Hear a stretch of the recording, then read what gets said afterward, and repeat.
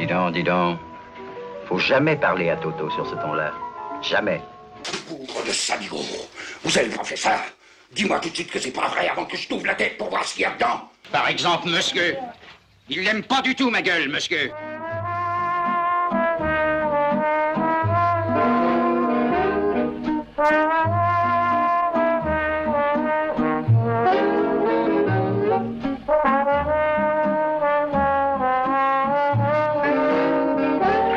Yes, sir. Sentez-vous le parfum des alizés qui vous apporte les douces senteurs de l'Empire du Milieu? Entendez-vous le tintinabulement des porcelaines de l'époque? Lorsque j'étais enfant, les révérends pères collectaient le papier d'argent de nos tablettes de chocolat pour offrir des culottes aux petits Chinois. Ça en représente des tablettes de chocolat. Ça va-t-il pas bientôt finir? Bande de vandales! C'est pas un bistrot ici! V'là plus d'une heure que je vous entends gueuler comme des sarrasins! Peut-être ben intérêt gros et moins fort. Parce que quand on a mis sous terre des courtines et des gratons, bah faut être un franc aligot! Quoi? C'est Tipotouet, vautour! Ouais, bah ça, envoyer un TV de TV, mine que t'es un vrai pour le gazon, là! Là, pour le gazon! Tiens, comme ça! Cavale-tu, cavale! Saligo!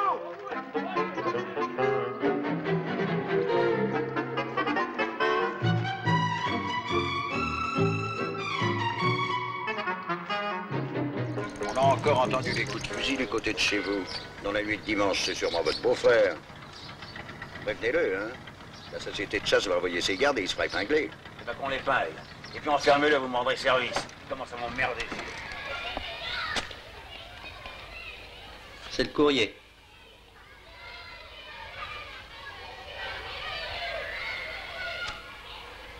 Ah. Encore du gibier. Tiens, c'est le gars qui s'est évadé. Si on le rattrape, il faudra le ficeler, celui-là. Eh ben, dites donc, c'est pas trop tôt. Tu vas pas nous emmerder à cette heure-ci, toi, non? Monsieur Vierge, je vous ai déjà prié de ne pas me tutoyer. Mais tu dois pas, il te démerde.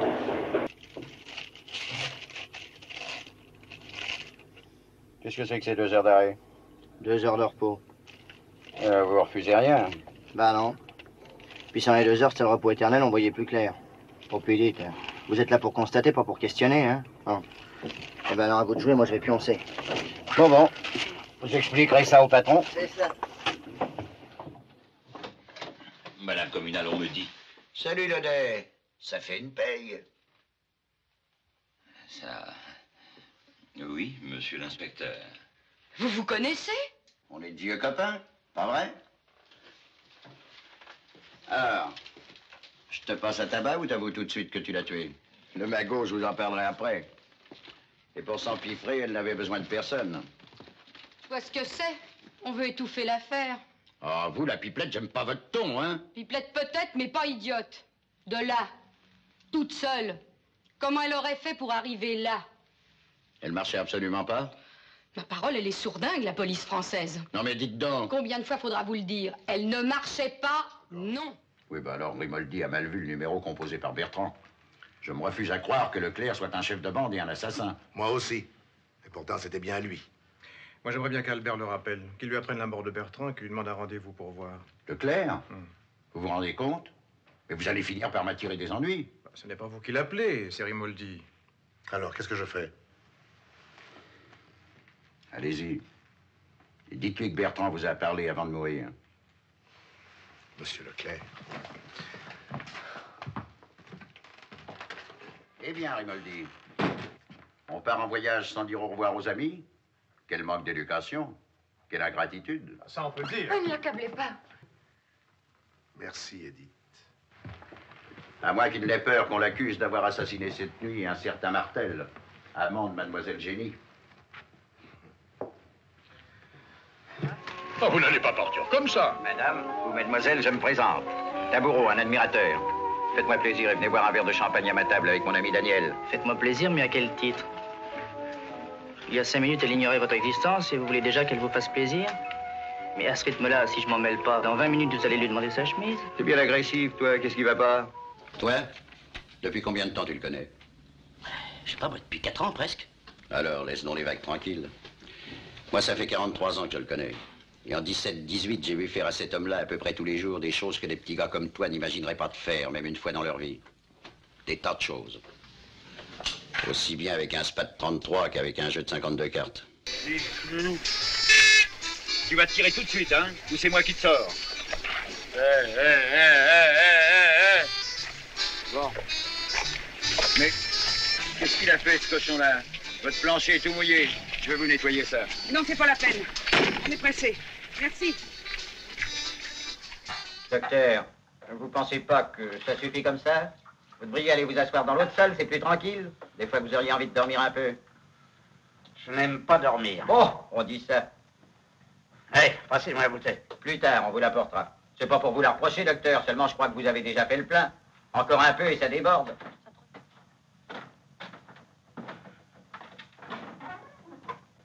Dans une heure, il va être gentil, tiens. Et après? T'es bistrot ou t'as de l'armée du salut? Il finira par se tuer. Pourvu qu'il paye. J'en ai déjà vu dans ma vie, les sous l'eau. Mais comme lui, jamais. Il boit drôlement, il me fait peur.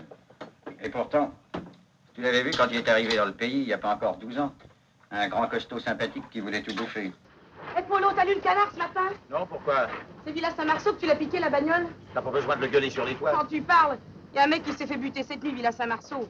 Un nommé Brignon. Qui c'est qui a fait le coup? Un beau cave dans tous les cas, il n'a rien emmené. Oh, histoire de fesses, probable. Non, j'aime pas ça. Tu devrais la fourguer, ta trottinette. Si t'es fait marron avec, t'auras des ennuis. J'en ai besoin. Ça t'intéresse, toi? Dis donc, Polo, qui l'a piqué la bagnole? Non, mais je l'ai pas piqué, mais pour qui que vous me prenez? On me l'a cédé. Qui? Un type? Quel type? Un copain, un bon copain. Quel copain? Jules. Quel Jules? Julot, qu'on l'appelle. Fais gaffe, Polo. Antoine est peut-être patient, mais pas moi. Il va t'arriver un malheur. Ben quoi, je réponds? Pourquoi que vous me menacez? Où qu'il habite, ton copain? Ton bon copain. Je le rencontrais au bistrot. Quel bistrot? Un petit zingue. Quelle rue? Rue... Oh mince alors, j'ai le nom sur le bout de la langue. Ouais. Dis donc, tête de l'art, tu m'as fait des cajoteries, toi? Tu l'as piqué Villa Saint-Marceau, la bagnole? Moi? Jamais de la vie, Villa Saint-Marceau. Ah, je voudrais voir ça. Mais pourquoi tu te défends tellement? Hein? Ici ou là, c'est du pareil au même. Je suis rencardé, allez, parle! Tu avais les langues, hein? Une minute, patron, je suis à vous. Encore un mot avec monsieur. Alors, Polo... Oh, qu'est-ce que vous voulez? La porte était ouverte, je suis entré, moi, on sait jamais. C'était peut-être la bonne occasion. Et puis le v'là, votre Brignon, la figure toute barbouillée qui se met à gueuler au secours. J'ai eu les foins, quoi, j'ai tiré. Oh, je sais bien, c'est peut-être pas du beau boulot, mais la frousse, ça se commande pas.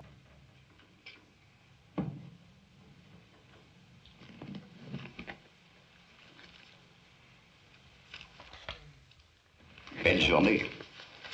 Quel dommage que monsieur nous quitte. Dommage surtout pour ceux qui restent.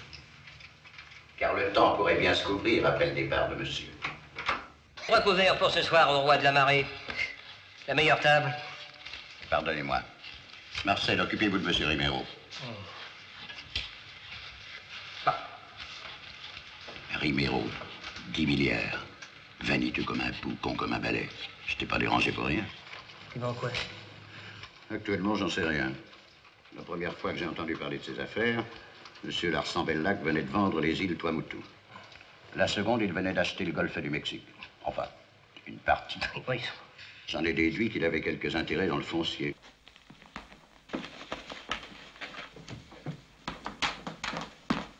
Bonjour, monsieur. Qu'est-ce qui vous amène? Le printemps. Les premiers beaux jours. Alors, t'as rouvert en douce? Quoi?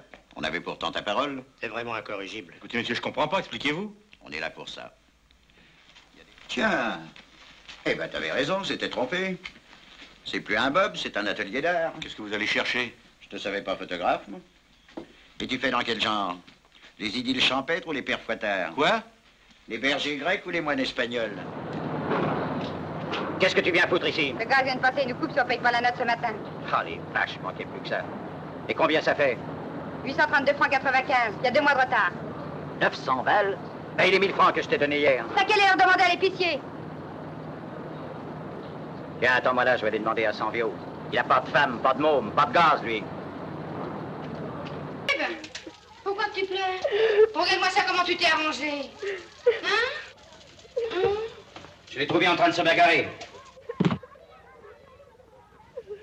Mais André, on peut pas l'empêcher de jouer. Quand il sera en loc, tu seras content.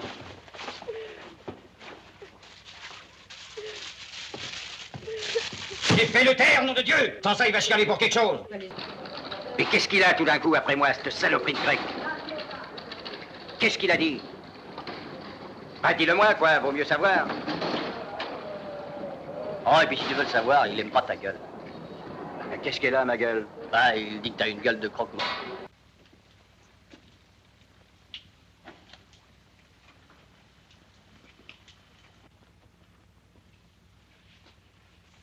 On n'a pas le temps.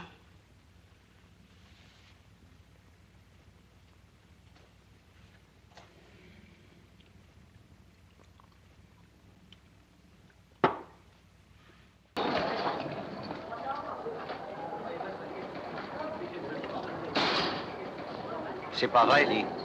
Est-ce que j'ai une gueule de croque-mort? Mais non. Tu trouves que j'ai une sale gueule? Toi aussi.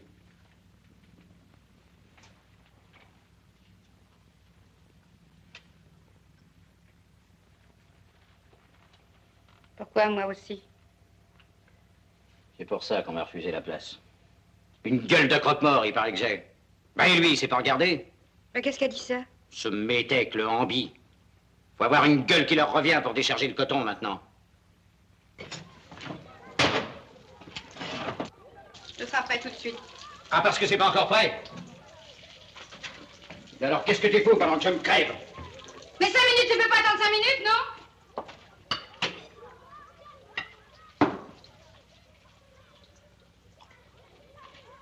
Oh non, je t'en prie, ne vois pas, on va se mettre à table. Et qu'est-ce que ça peut te foutre? C'est pas toi qui le paye, le vin, non? D'où viens-tu? Alors, ça continue. À midi, c'est le déjeuner qui est pas prêt. Le soir, je rentre et c'est pour trouver personne.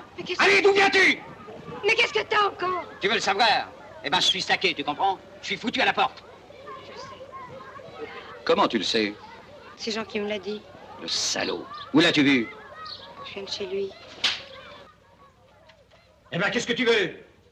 Tu te fais du mal. Tu t'en fous bien que je me fasse du mal. Non?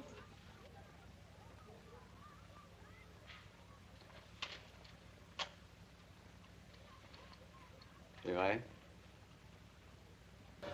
J'y casserai la gueule à celui-là, je la plaquerai comme une ordure qu'il est. Avec lui, ça se passera peut-être pas comme avec moi. Qu'est-ce que tu faisais chez lui, dis? Qu'est-ce que tu lui faisais? Pas dans la rue. Allez, monte, on va causer un peu. Oh, toi, t'as pas une gueule à savoir le flamand, toi. T'en fais pas pour ma gueule. Il y en a déjà assez comme ça qui s'en occupent de ma gueule. Par exemple, monsieur. Il l'aime pas du tout, ma gueule, monsieur. Où est Morel? J'en sais rien, patron. Il est jamais là, celui-là. Ah bah ça, c'est sa méthode, sa discrétion, attente. Puis tout d'un coup, pif, la rapidité du Jaguar. Oui, ben Jaguar ou pas, dégotez-le immédiatement. Je veux qu'il aille au commissariat du Kremlin-Bicêtre. On a trouvé une traction volée avec une mitraillette de 9 et un 7,65. Les armes du hold-up. Voilà le rapport. Foncez. Bon, patron, et le gars qui conduisait la voiture? C'est une fille de 18 ans. Elle est dans une salle du musée Grévin. C'est faux. Enfin, vous n'allez tout de même pas croire tout ce que cette sale petite gosse vous raconte, non? Non, mais elle, on la croit pas, non, mais il y a que le gardien de nuit du musée est venu ce matin raconter la même histoire. Mais puisque je te dis que c'est faux... Il veut porter plainte, écrire à son député. Et pour compte de malheur, il est décoré. Patron, cette histoire ne tient pas debout. Pour peu que la presse s'en empare, elle n'a pas besoin de tenir debout. Comment pour peu? Mais ce soir même, tous les journaux ne parleront que de ça. Alors, tu n'aimes pas la prison, hein? Je voudrais vous y voir. Oui, c'est vrai, ma question est idiote. Je vous le fais pas dire. On ne le prend pas sur ce ton, hein? Parfait. Dans ces conditions, je démissionne. Moi aussi. Mais c'est pas votre démission qui empêchera le scandale. On nous traite déjà tous les jours de brutes policières. Alors si nous commençons à faire évader les mineurs pour abuser d'elles dans les musées, vous voyez d'ici la campagne de presse. Le préfet, moi, tout le monde saute. Ah, elle nous en veut, la petite garce. Elle ira tout de même en prison. Et le préfet, vous et moi, nous n'aurons plus qu'à changer de métier. À mon âge, après tout ce que j'ai fait pour vous, car c'est moi qui vous ai imposé ici, malgré vos idées géniales, eh bien, le moment serait venu d'en avoir une, monsieur Morel, pour nous tirer de là.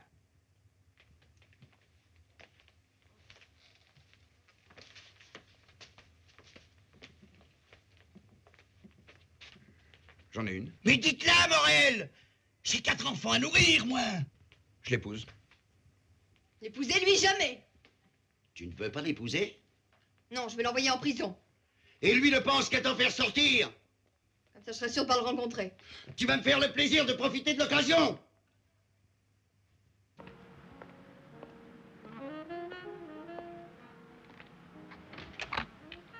Rue Claude Bernard, et vite. Ah, c'est drôle. Oh, mon vieux, à 6 h du matin, faut pas se montrer difficile. Ah, bon Dieu, c'est vrai, c'est 6 heures. L'heure de la fortifiante phosphatine que ramène l'aube aux doigts de rose. T'as des lettres? Non, j'ai des films. C'était dans Miquette et sa mère. Bon, ben, assez débloqué, hein. Moi, je rentre. Me too. Salut, papa. À tout à l'heure au bistrot. Ouais.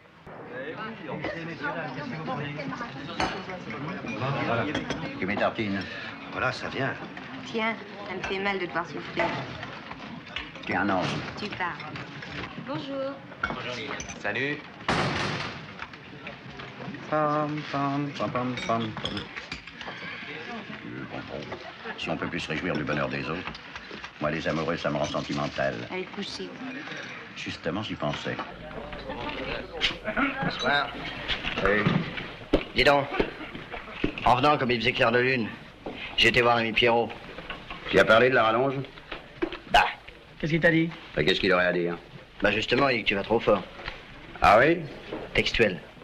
Mais pour qui il se prend, ce marchand de limonade? Tu me feras le plaisir de me rappeler à son bon souvenir. D'accord. Tu lui diras qu'Albert Le Caïd n'aime pas qu'on discute ses décisions. Je lui dirai. Ils sont formidables, ces cavillons. Ils arrivent de fouiller les oies avec du fumier aux lattes, et parce qu'ils servent à boire aux morues, les blacks qui se dessalent. T'as raison, Albert.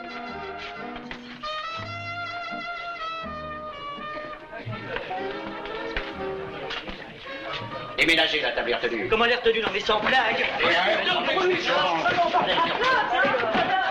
Pierrot, reste là, je t'en supplie, ça va faire du vilain. Et Loufière. Champagne, bien frappé. Et du brut. Tu vois que j'avais raison.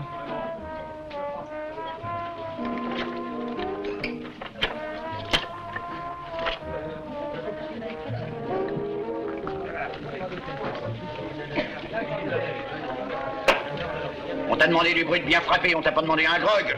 Allez, cale tes volailles. 3 scotch.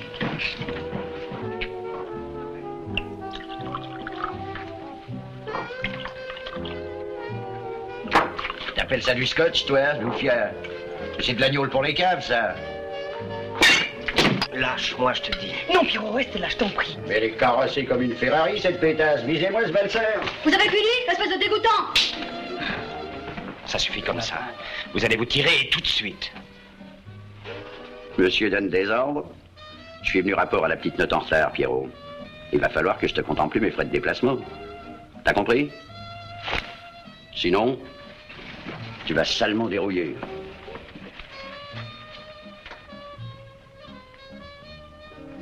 Envoyez la soudure. T'as une traite ce mois-ci? Ah oui, mais il n'y a même pas le premier rang. Crois bien que si j'en avais, t'aurais même pas la peine de m'en demander, je te dirais serre-toi. Écoute, Félix, j'ai jamais eu l'habitude de me servir de ta caisse. Je t'ai jamais demandé autre chose que du fret. Alors, du fret? À condition d'avoir un camion. Bah merde, alors tu vas un peu fort, toi. T'as pas me dire que c'est de ma faute si mon camion est en fourrière, non? C'est toi ou c'est pas toi qui m'as envoyé chez Berthier chercher des endives à 5 h du matin? Je t'ai peut-être aussi envoyé coucher chez ta poule. Voyons, et quel âge a-t-il, ton fils? 15 ans. Ah, eh ben, envoie-le-moi. Je ne peux pas faire de diagnostic à distance, hein. La médecine n'est pas encore téléguidée. Crois surtout pas que j'essaye de t'arnaquer une consultation, hein. Oh. C'est pas le genre de la maison. D'ailleurs, aujourd'hui, avec les assurances sociales, on peut se payer n'importe quelle maladie. Eh oui, le cancer n'est plus un luxe. Et puis j'ai perdu ma femme. Pas d'enfant. J'ai voulu tout plaquer. Mais je me suis aperçu que je tenais à mes malades. Ben moi, si je perdais ma femme, je perdrais gros. Avec mon gosse, on est copains. De temps en temps, il me donne un coup de main à la forge. Il n'y a que ma fille qui m'inquiète. 14 ans, et elle est amoureuse de moi. Elle est jolie, la petite garce. Un homme ne devrait pas avoir de fille. Il me semble que tu n'étais pas venu non plus. Ah, c'est vrai, j'étais pas là ce soir-là. Ce jour-là, j'avais une fièvre de cheval, 39,5. Je serais venu quand même, mais la patronne m'a fait une corrida à maison, alors je suis resté couché. Pourquoi ne nous as-tu pas prévenu? J'ai téléphoné. Mais je croyais que t'avais pas le téléphone. Et le bistrot d'à côté. Et t'es descendu téléphoner malgré la fièvre? Pour moi, la patronne, c'est du kiff. À quel moment dis-tu que Castille a été tué? Quelques instants après l'arrivée des Allemands, pourquoi? Combien de temps, là, à vue de nez? Je sais pas, moi, 5 ou 6 secondes. Tu sais, 2 balles, une rafale de mitraillette, c'est pas... T'en es sûr? Et qui a pris la communication? Est-ce que je sais, moi? Castille, probablement. Il est mort. Il ne te démentira pas. Dis donc, t'as fini de m'emmerder, toi. Quand je dis que la patronne a téléphoné, c'est qu'elle a téléphoné, compris? Puis au bout de 15 ans, hein, tu permets? Ça colle pas. Pourquoi? Non, c'est embêtant de le dire, mais ça colle pas. Il y a quelque chose qui tourne pas rond dans ton histoire. Par exemple? C'est qu'entre le moment où les Allemands sont entrés dans cette pièce et quand ils sont sortis avec toi comme prisonnier, il n'y a pas eu de coup de feu. Enfin, question si elle n'était pas là. J'étais là. Pourtant, il est arrivé ici avec quelques secondes d'avance sur la Gestapo, hein? Suivez le guide! Quoi? Salaud. Ne nous énervons pas. Voyons, Blanchet. Tu nous as bien dit qu'il n'y avait pas eu de coup de feu entre le moment où les Allemands sont entrés dans la maison et celui où ils en sont sortis avec Rougier prisonnier. Oui. Tu maintiens ton point de vue? Formellement. Blanchet. Blanchet. T'as une femme comme moi, t'as des enfants comme moi. Qu'est-ce qu'ils vont devenir, hein? Dis, qu'est-ce qu'ils vont devenir? Je suis pas un chien, quand même. Moi, la paix. Bougez pas. Les mains sur la table.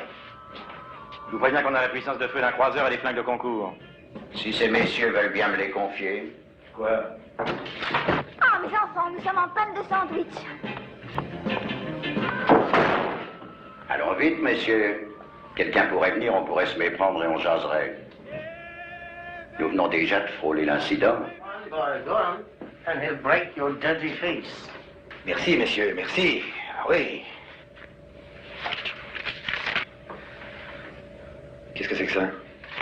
C'est le numéro du radio-taxi qu'elle a pris. Yes, sir. Je ne demande pas si tu sais les ouvrir. Je demande pas à monsieur si monsieur sait s'en servir. Je vais le ratatiner. Qu'est-ce qui lui prend à ce mec-là? Il m'en veut. C'est une vieille histoire. Il m'a bourré le foie. Si tu picolais un peu moins. Laisse-moi faire.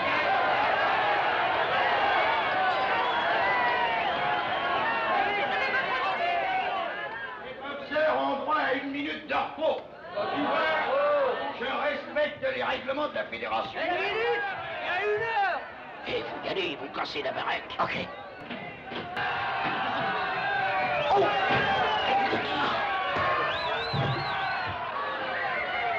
1, 2, 3, 4, 5, 6, 7, 8, 9, 10, out! En avant! Vainqueur par un magnifique chaos! Applaudissez le courage de l'amateur! Applaudissez le courage de l'amateur! Allons, applaudissez!